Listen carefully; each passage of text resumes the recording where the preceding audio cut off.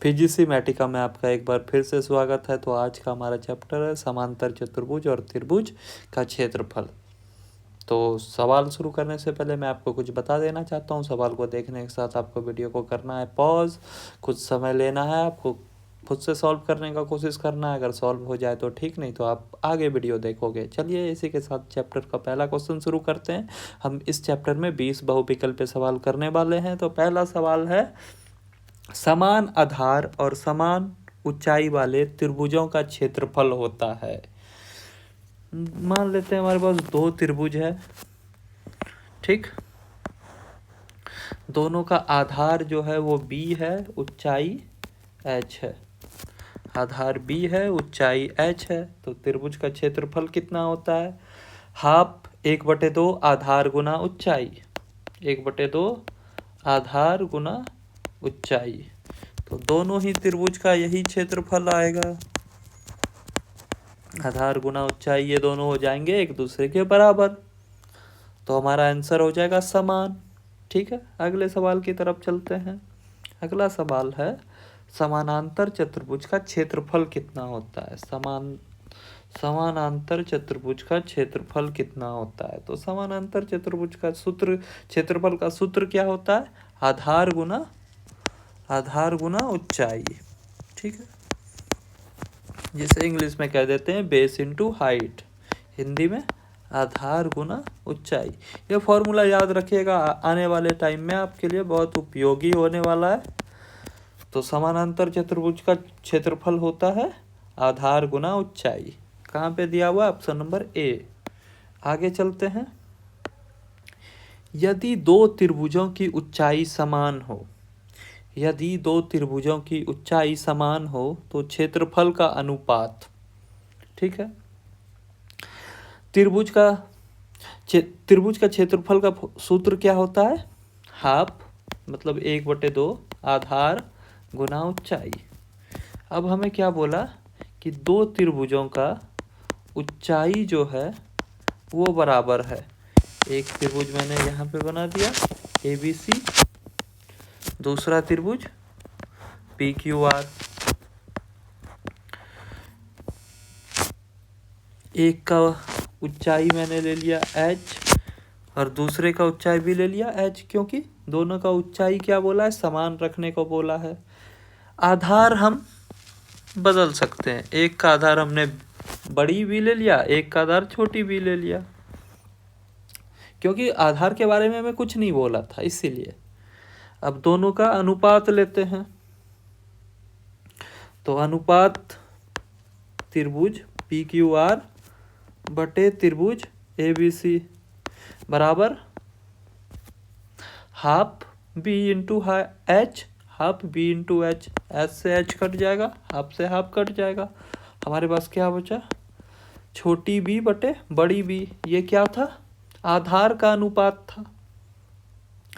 तो तीसरा नंबर सवाल जो हमारा था कि यदि दो त्रिभुजों की ऊंचाई समान हो तो क्षेत्रफल का अनुपात आधार का अनुपात पे निर्भर करेगा। तो ऑप्शन नंबर ए इसका सही हो जाएगा। ठीक है, अगले सवाल की तरफ चलते हैं। इससे पहले मैं इसे मिटा देता हूं। चलिए, एक समानांतर चतुर्भुज और त्रिभुज समान आधार पर बने हैं। ठीक है, एक समानांतर चतुर्भुज है अपने पास और एक क्या है? त्रिभुज है। ठीक है, दोनों का आधार क्या है? समान है। ठीक, देखिए त्रिभुज है ABC और समानांतर चतुर्भुज क्या है? ABCD।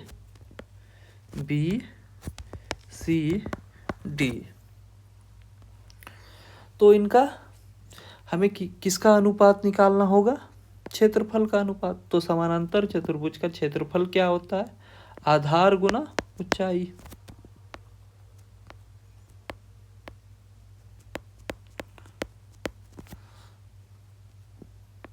और त्रिभुज का क्षेत्रफल कितना होता है? 1/2 आधार गुना ऊंचाई। तो यहाँ पे दोनों को देखकर हमें पता चल जा रहा है कि त्रिभुज का क्षेत्रफल जो होगा वो होगा आधा। किसके आधा होगा? समानांतर चतुर्भुज का आधा होगा। समानांतर चतुर्भुज का क्षेत्रफल कितना है? b गुना h, मतलब आधार गुना ऊंचाई। और त्रिभुज का क्षेत्रफल कितना है? 1/2 b गुना h। तो त्रिभुज का क्षेत्रफल आधा है समानांतर चतुर्भुज के। आप चाहे तो अनुपात लेकर भी देख सकते हैं, ऐसे दिख रहा है यहाँ पे। ठीक, आगे बढ़ते हैं। तो 4 नंबर का आंसर भी ए हो जाएगा। अगला सवाल है अपना, त्रिभुज का क्षेत्रफल कितना होता है? इतनी बार हम लोग अभी तक डिस्कस कर चुके हैं, तो आपको याद हो जाना चाहिए त्रिभुज के क्षेत्रफल का सूत्र कि 1/2 आधार गुना ऊंचाई। अगले सवाल की तरफ चलते हैं। समानांतर चतुर्भुज को विकर्ण द्वारा बांटने पर क्या बनता है? अगर कोई समांतर चतुर्भुज है उसे विकर्ण द्वारा बांट दिया जाए, ये हम अपने पास देख लेते हैं। एक समांतर चतुर्भुज है ए बी सी डी, इसका नाम मैंने रख दिया ए बी सी डी। इसका एक विकर्ण कर देते हैं हम ए से सी तक। ठीक है, सबसे बड़ी लाइन जो होती है वो कहलाती है विकर्ण। ठीक है, जैसा यहाँ पे ए से सी तक मैंने कनेक्ट किया, ये एक विकर्ण हो गया। एक बी से डी तक भी विकर्ण हो जाएगा। तो जब विकर्ण द्वारा बांट दिया जाता है तो आप देखो 2 त्रिभुज बन गया। एक त्रिभुज क्या हुआ? ए डी सी, ठीक है, ए डी सी। और दूसरा त्रिभुज अपने पास क्या हो गया? A B C. ठीक है, ये 2 त्रिभुज हो गए अपने पास। तो समानांतर चतुर्भुज को विकर्ण द्वारा बांटने पर क्या बनता है? 2 समान त्रिभुज बनते हैं। दोनों का क्षेत्रफल समान होगा, इसलिए 2 समान त्रिभुज बनते हैं। उम्मीद करता हूं आपको समझ में आया होगा। अगले सवाल की तरफ चलते हैं। त्रिभुज का क्षेत्रफल निर्भर करता है। त्रिभुज का क्षेत्रफल क्या होता है? 1/2 आधार गुना ऊंचाई। आधार गुना ऊंचाई। ठीक है, तो किस पे निर्भर करेगा? आधार पे निर्भर करेगा और ऊंचाई पे निर्भर करेगा। ठीक है, त्रिभुज का क्षेत्रफल होता है 1/2 आधार गुना ऊंचाई। तो त्रिभुज का क्षेत्रफल किस पे निर्भर करेगा? केवल आधार पर, केवल ऊंचाई पर? आधार और ऊंचाई दोनों पर ना। तो ऑप्शन नंबर सी सही होगा, आधार और ऊंचाई दोनों पर। अगले सवाल की तरफ चलते हैं। समांतर चतुर्भुज का विकर्ण क्षेत्रफल को 2 बराबर भागों में बांटता है। अभी तुरंत हमने ऊपर देखा था कि एक समानांतर चतुर्भुज था अपने पास ए बी सी डी। इसका अगर हम विकर्ण ले ले ए सी, तो ये क्या करेगा? इस समानांतर चतुर्भुज को 2 बराबर भागों में बांट देगा। एक भाग हो जाएगा ए डी सी, एक भाग हो जाएगा ए डी सी। ठीक है, दूसरा भाग अपने पास क्या हो जाएगा? A B C. ठीक है, तो 2 बराबर भागों में बट जाएंगे। अगले सवाल की तरफ चलते हैं। एक ही आधार पर बने 2 त्रिभुजों में बड़ा क्षेत्रफल किसका होगा? अगर एक ही आधार लेते हैं हम, ठीक है, हमारे पास 2 त्रिभुज है। एक त्रिभुज ऐसा ए बी सी मैंने बना दिया, ए बी सी। और दूसरा त्रिभुज देखिएगा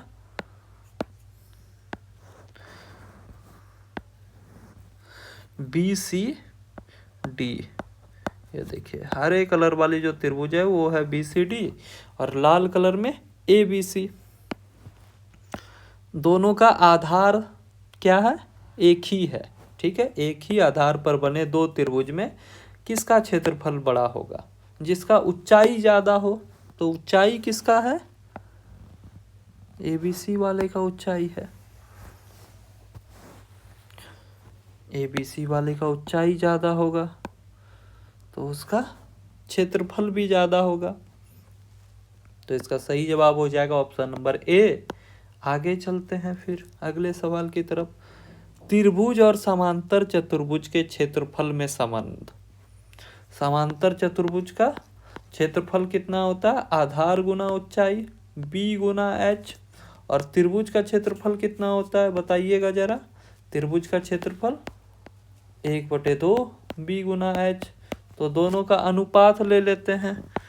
त्रिभुज ABC बटे समांतर चतुर्भुज,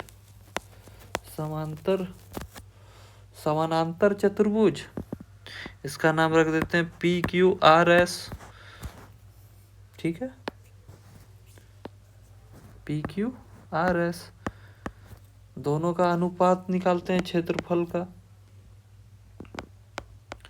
1/2 हो जाएगा बी गुना एच के साथ त्रिभुज का, और समांतर चतुर्भुज का क्या हो जाता है बी गुना एच। तो बी गुना एच खत्म, तो इनका अनुपात आ जाएगा 1/2। तो देखिए कहाँ पे है 1:2। ये हो जाएगा ऑप्शन नंबर ए। आगे चलते हैं अपने 11वें सवाल पर।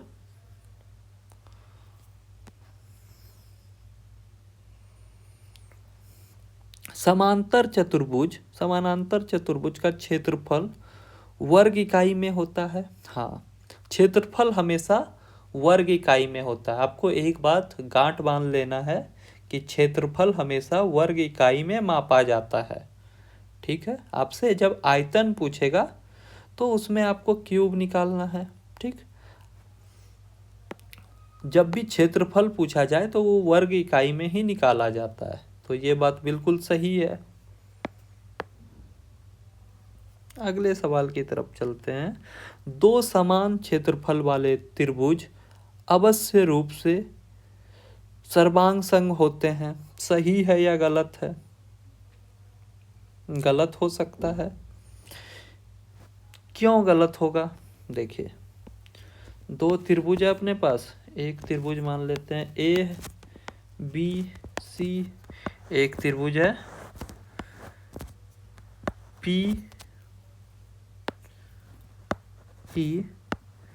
PQR। ठीक है,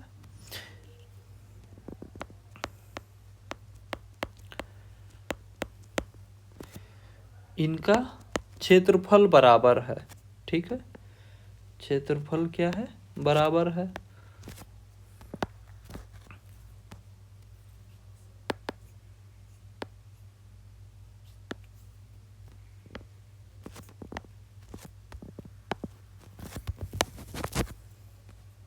तो क्षेत्रफल बराबर है तो b गुना आधा b गुना h, ये दोनों त्रिभुज का बराबर होगा। अब देखिए b क्या है? आधार है। इसका भी ये आधार है। दोनों त्रिभुज में आधार तो बराबर होंगे, इसमें कोई डाउट नहीं है। एक त्रिभुज में h बराबर है और दूसरे वाले त्रिभुज में यहाँ पे आप देख सकते हो कि h जो है, ऊंचाई जो है, एक भुजा बन जा रहा है। तो क्या ये दोनों का भुजा बराबर होगा? नहीं बराबर होगा, तो हम सर्वांग संग तो नहीं कह सकते हैं इसे। तो ये कथन बिल्कुल गलत होगा। ठीक है, 2 समान क्षेत्रफल वाले त्रिभुज जरूरी नहीं है कि सर्वांग संग हो। ठीक है, हो भी सकता है लेकिन हमेशा जरूरी नहीं है कि हो। यहाँ पे मैंने एक ऐसा एग्जाम्पल दिया जिसमें यह नहीं हो रहा था। ठीक, अगले सवाल की तरफ चलते हैं। समान आधार पर आयत और त्रिभुज हो तो उनका अनुपात क्या होगा? ठीक है, समान आधार पर एक आयत है। ठीक है, एक आयत है। आयत समझते हो ना? इसे इंग्लिश में क्या कहते हैं? रेक्टेंगल कहते हैं, है ना? बिल्कुल। समान आधार पर एक आयत और एक त्रिभुज है। ठीक है, यहाँ पे लाल कलर से मैंने त्रिभुज बनाया है और हरे कलर से एक आयत बनाया है। ठीक,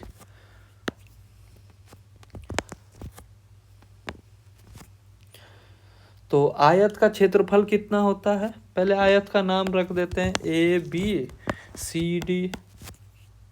त्रिभुज का नाम क्या रखे? PQR।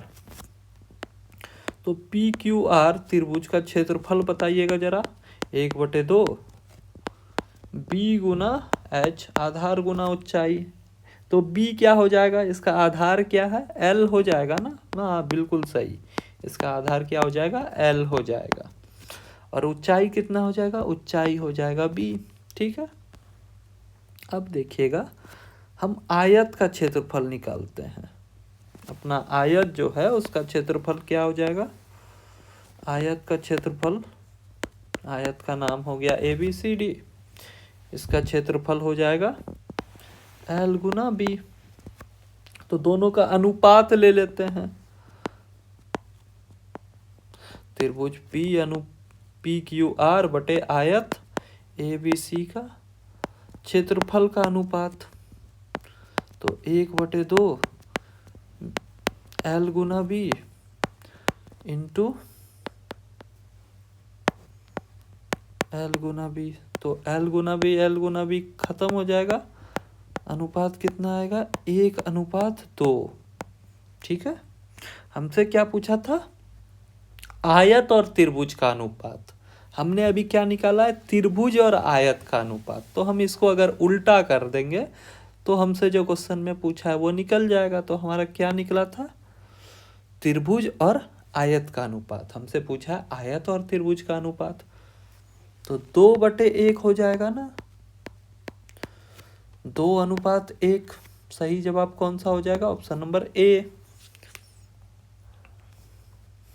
अगर आपको ये नहीं समझ में आता है तो बैक करके देखिएगा, उस पर भी ना समझ में आए तो कमेंट कर दीजिएगा, फिर मैं आने वाले क्लास में इसे समझा दूंगा आपको वापस। ठीक, अगले सवाल की तरफ चलते हैं।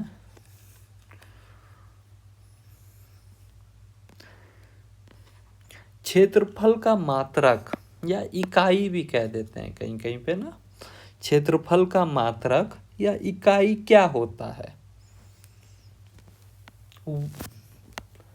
क्षेत्रफल का मात्रक या इकाई होता है मीटर स्क्वायर, सेंटीमीटर स्क्वायर या वर्ग स्क्वायर भी बोल सकते हो, मात्रक का स्क्वायर।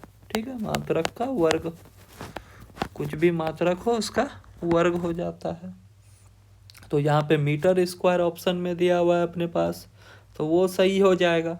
ठीक है, meter, meter cube, meter square, second, तो मीटर स्क्वायर सही हो जाएगा। मात्रक स्क्वायर होता है ना क्षेत्रफल का। आगे बढ़ते हैं,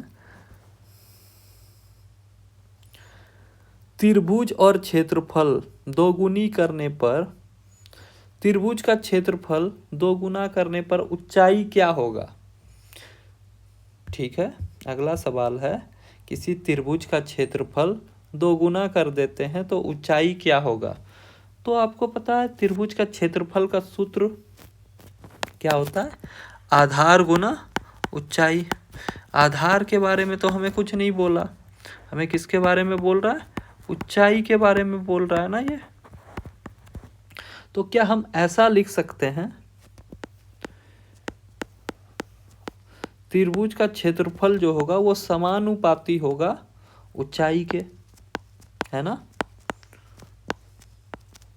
त्रिभुज का क्षेत्रफल जो होगा वो कैसा होगा, समानुपाती होगा।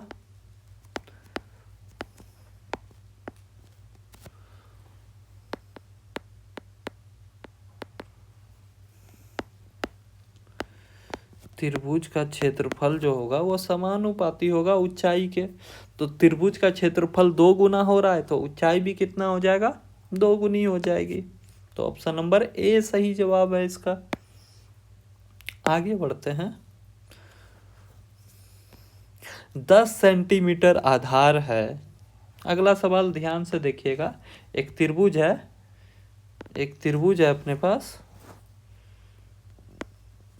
PQR का। ठीक है, इसका ऊंचाई दिया हुआ है 10 सेंटीमीटर। ठीक है, ऊंचाई 10 नहीं 6 सेंटीमीटर है, ऊंचाई 6 सेंटीमीटर है, आधार है 10 सेंटीमीटर। तो आपका इसका क्षेत्रफल निकालना है।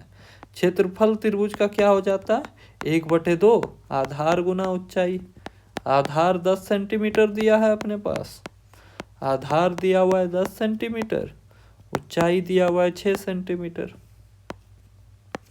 तो कैसे करेंगे इसको, 6 को 2 से कटा देंगे, 3 होगा, 30 10 से फिर गुना कर देंगे तो 3 गुना 10 कितना हो जाएगा 30 सेंटीमीटर स्क्वायर।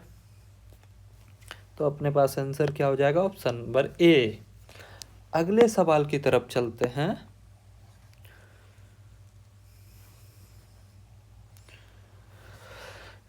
अगला सवाल क्या पूछा कि समांतर चतुर्भुज की विपरीत भुजाएं, ठीक है, समांतर चतुर्भुज की विपरीत भुजाएं बराबर होती है ना। अगला सवाल है समांतर चतुर्भुज में विपरीत त्रिभुज, ठीक है, इसमें क्या पूछा समांतर चतुर्भुज में विपरीत त्रिभुज पूछा हमसे, ठीक है। तो विपरीत त्रिभुज कैसा होता है, समान होता है। यहाँ पे देखो ये एक त्रिभुज हो गया और ये लाल वाला दूसरा त्रिभुज हो गया, ये दोनों कैसा होता है, समान होता है। हम पहले ही देख चुके हैं ये। अगले सवाल की तरफ चलते हैं। त्रिभुज का क्षेत्रफल 50 सेंटीमीटर स्क्वायर है। त्रिभुज का क्षेत्रफल 50 सेंटीमीटर स्क्वायर है, आधार 10 सेंटीमीटर है, तो ऊंचाई कितना होगा। त्रिभुज का क्षेत्रफल कितना है 50 सेंटीमीटर स्क्वायर, आधार कितना है 10 सेंटीमीटर, तो ऊंचाई ज्ञात करना है हमें। तो त्रिभुज का क्षेत्रफल 50 सेंटीमीटर हो गया, आधार कितना हुआ 10 सेंटीमीटर, हमें ऊंचाई ज्ञात करना है।